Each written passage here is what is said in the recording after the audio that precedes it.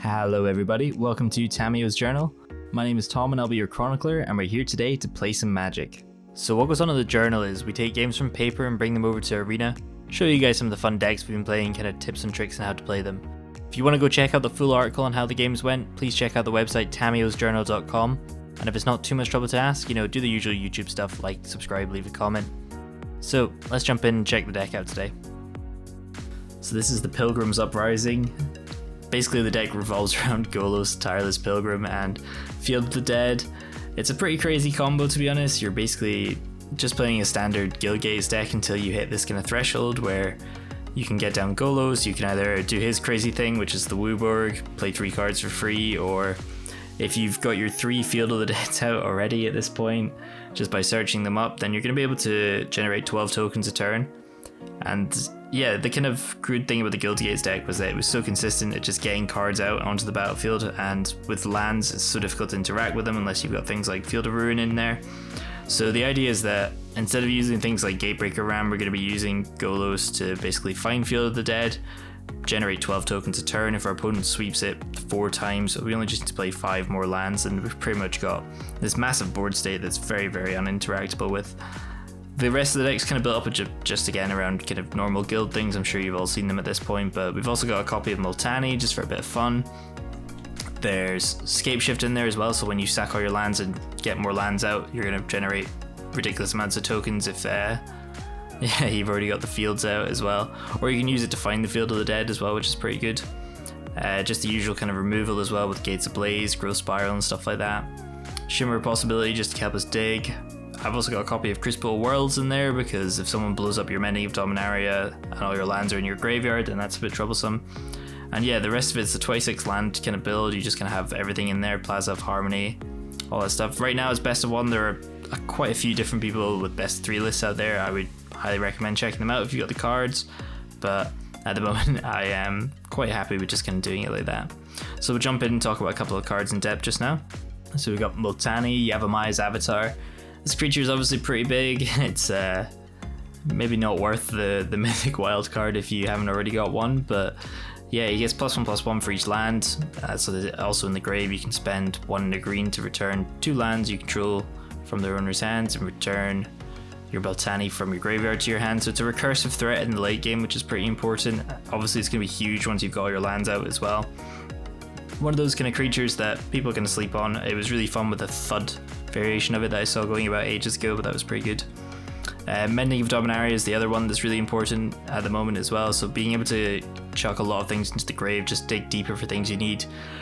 Usually if you're going to get a creature back, it's going to be Elvish Rejuvenator just by process of elimination, but you can also get Golos back as well. So basically all our creatures do something with lands. So obviously Archway Angel is the other one as well that just gains you a load of life. You're going to have so many Guildgates out at that point anyway. It's, pretty much putting you above anything that could possibly worry. The only worry you have at that point is if you're going to mill yourself probably.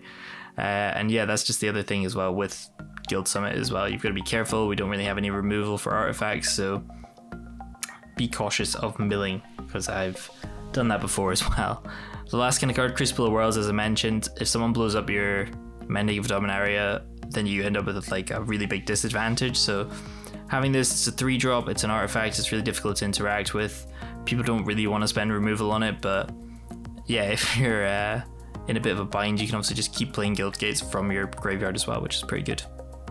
So the next 2 cards, Field of the Dead and Scapeshift, really kind of important to the whole deck as itself. It does enter tapped and it only adds colorless, but once you've obviously got the 7 mana, or the 7 lands, available to just kind of play with different names, since you're going to be able to kind of pick and choose which lands you want using things like Crucible or Circuitous Route or Elvish Rejuvenator, Guild Summit, stuff like that. You're going to be digging quickly, grabbing all these different kind of lands. We've got a lot of one-of Guildgates and stuff like that, so with Circuitous Route you pick and choose carefully, get your Field of Deads out and then start creating tons of tokens. The same with Scapeshift as well though, so I mean obviously it's the most ridiculous risky 4 mana card of sacrificing any number of lands and then searching if your opponent counters and you sack all your lands and you're kind of in the sticks, so definitely a big weakness of this deck. And yeah, really good fun though. If you can get it to work, you can sacrifice 10 lands, get 20 tokens or whatever. It's pretty obscene. You end up with just these massive board states that are really uninteractable with as well. So, bit of fun. So lastly as well, Golos Tireless Pilgrim. It's a 5-drop, obviously it's only a 3/5, which is pretty, you know, a bit worrying, but obviously he does get to search land when he comes into play.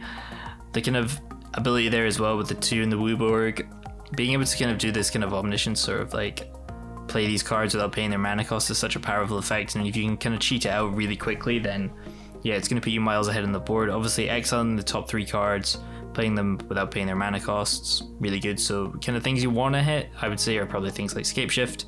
You search up your Field of the Dead with Golos and then you're able to grab it out. If you're in a bit of a bind, you hopefully want to hit Archway Angel, Multani, anything basically, you know. I mean, Shimmer of Possibility is not even that bad to hit with it and just get a free dig.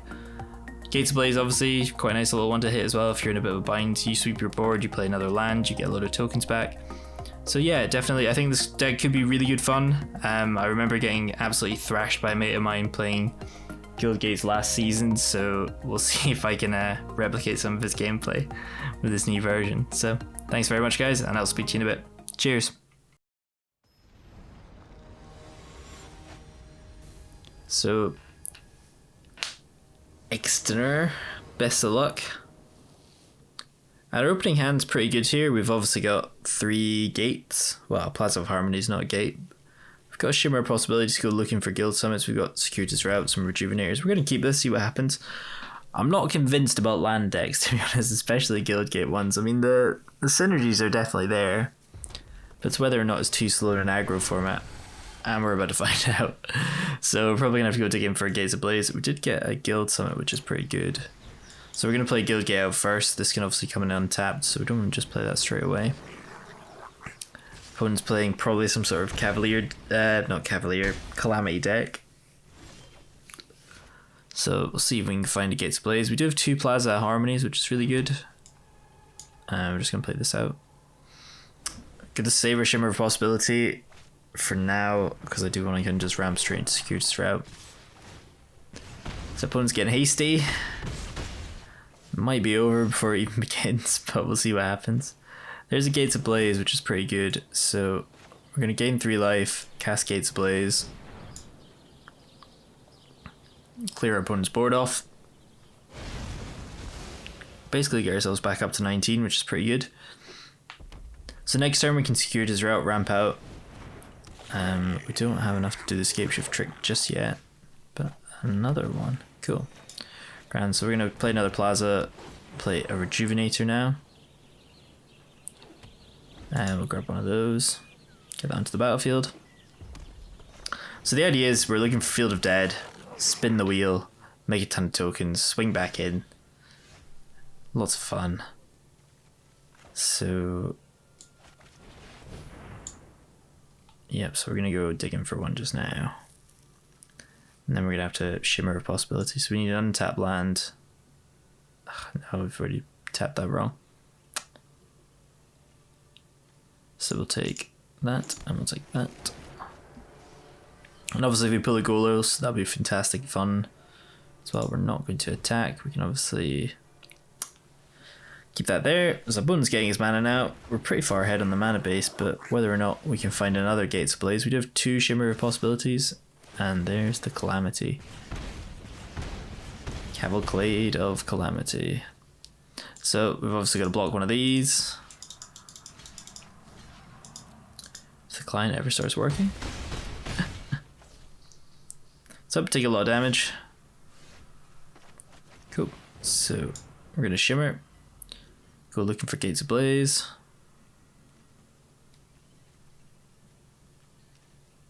Guess we're gonna go take a Golos, because we should be able to at least get one. So we're gonna go find a field.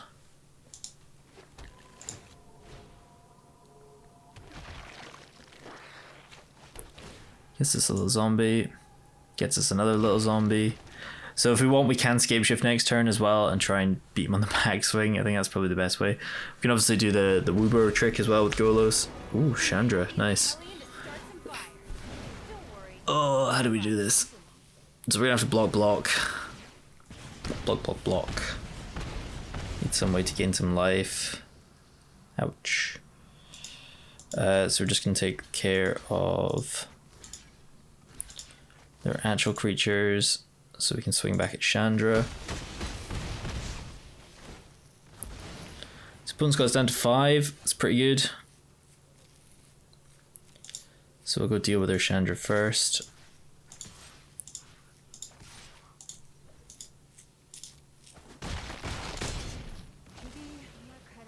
Oops. So we've got a couple of choices. Do we exile the top 3 or do we just go for the scape shift since we've got them both in hand? Opponent's got nothing. We can sacrifice basically everything. Mending of Dominaria can get us a Plaza of Harmony back, which would be pretty good. How many have we sacked there? Yeah, I think we'd be as well as going for it. So 1, 2, 3, 4, 5, 6, 7, 8 lands sacrificed. We'll go grab another 8, so we'll grab a Plaza, Golgari, Azorius,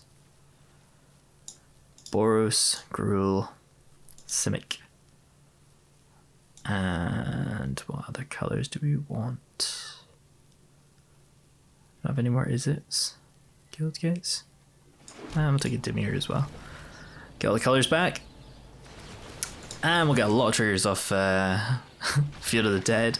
I'm okay with that, that's pretty good. So, just keeps us going. Opponent with the oops. So that's quite a lot on the backswing there. See if he lets us try Golos at least. 2 red elemental tokens, pretty good. So just see what we can get with Golos. Guild Summit, that's pretty good.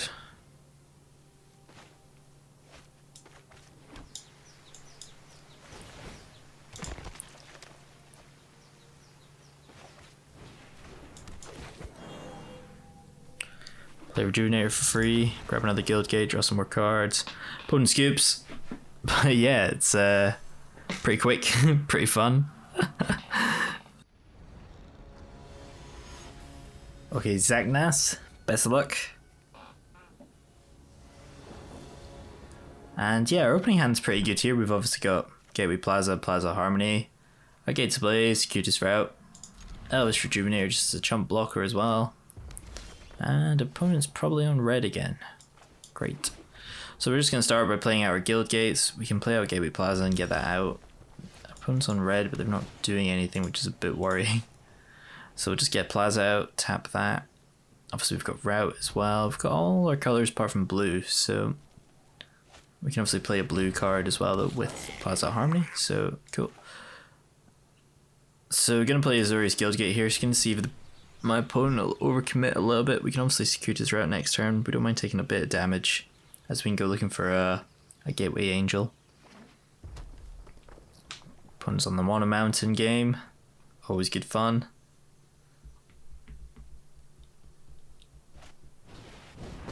Oh, Tybalt. That's a bit annoying. Okay, so Cranker comes out, makes a Goblin. I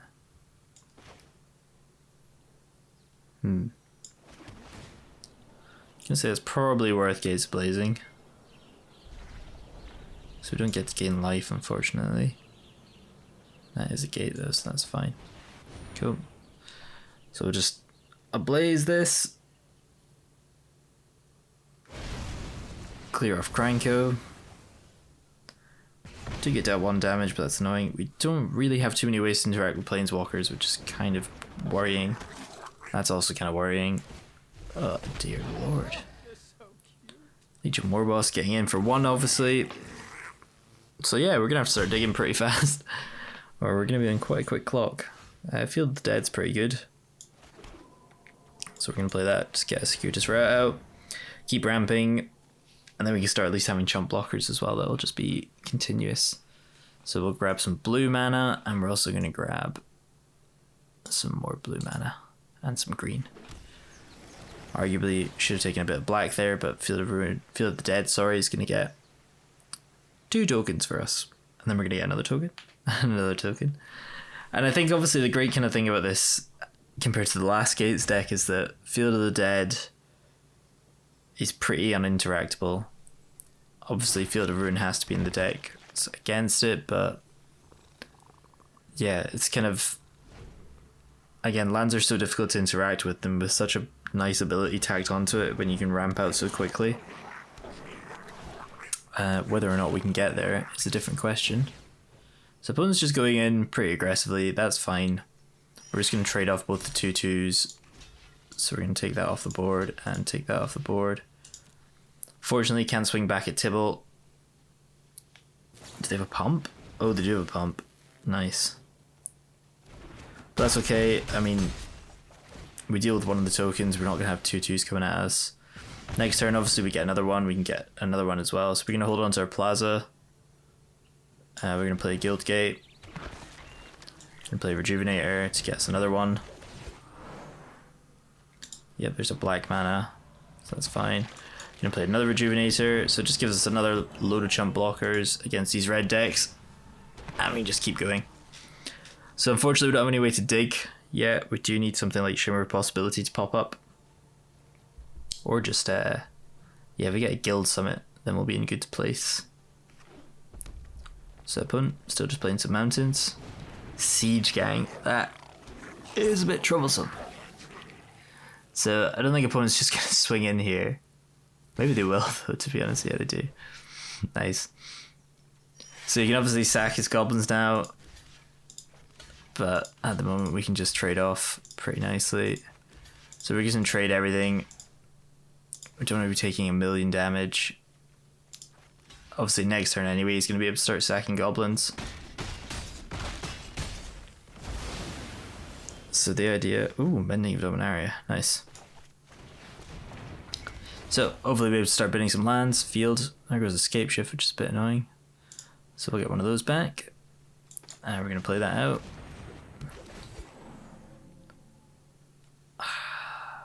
Darn. So we'll take Gateway. Let that trigger. I'll play the 1. Play another Guild Gate out. Get another token.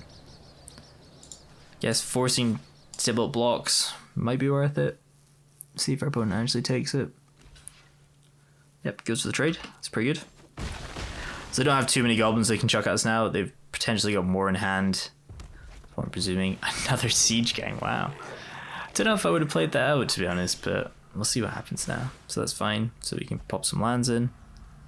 Gonna take back another Rejuvenator. Gonna play another Field of the Dead so we can get even more tokens now. Play another one of these. We'll take a Rakdos. A couple more triggers. Obviously, again, just going after Tibalt. If our opponent wants to start blocking, they can.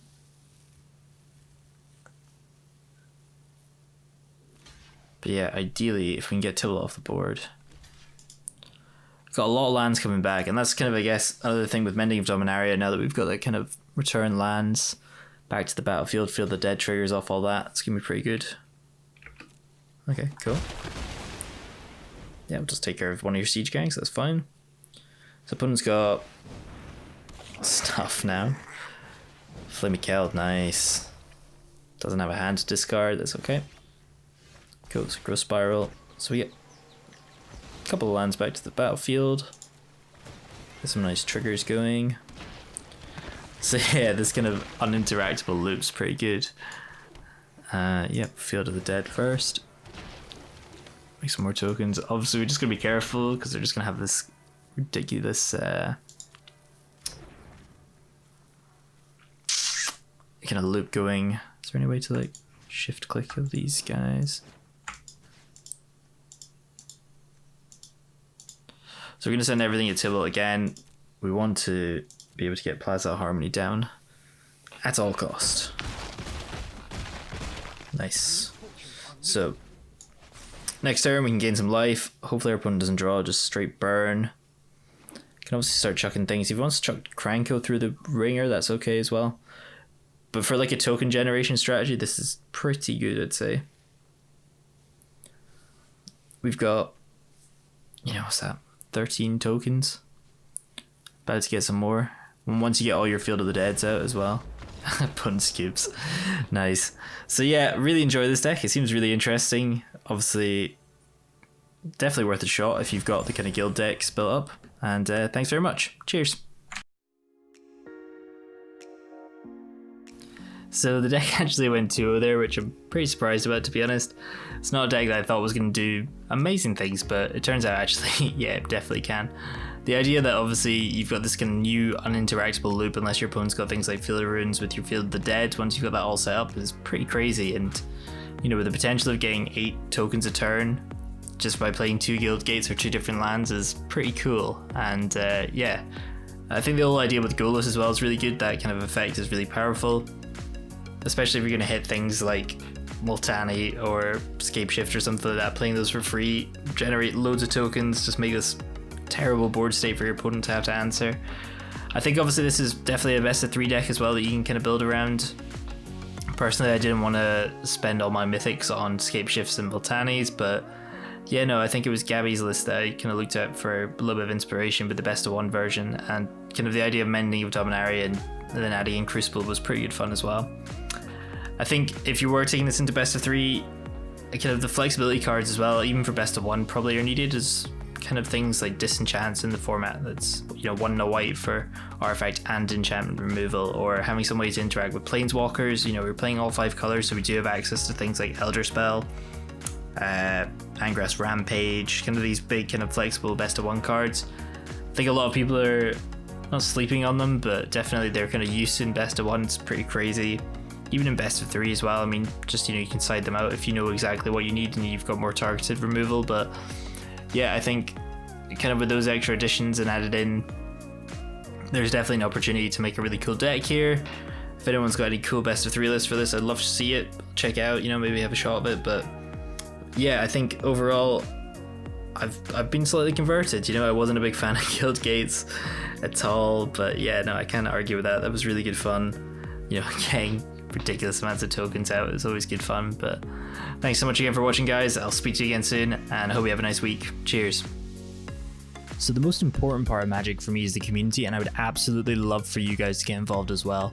If you have any kind of deck tips or decks that you'd like to share, if you just pop me a message over on social media, I'll be able to take a look, try and give you some help and kind of tips and tricks on how I would get around building things, and yeah, we can all just kind of share this together as well, which would be great. So thank you so much for watching, guys.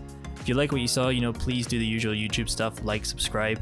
We've also got our page over on Patreon as well if you want to support the channel further. There's going to be some sweet perks up on there. And if you do want to see how the paper games went as well, please check out the full article over on our website, tamiyosjournal.com. So Tamiyo's Journal is also part of the Creators Quarter community. This is basically a group of us that have been working together to generate some great Magic content, and you'll be able to find all their stuff in the playlist in the top right, just over here. And if you're looking for more standard content, why not check out the rest of our playlist over here as well. So thank you so much again for watching, and I will see you again soon. Cheers.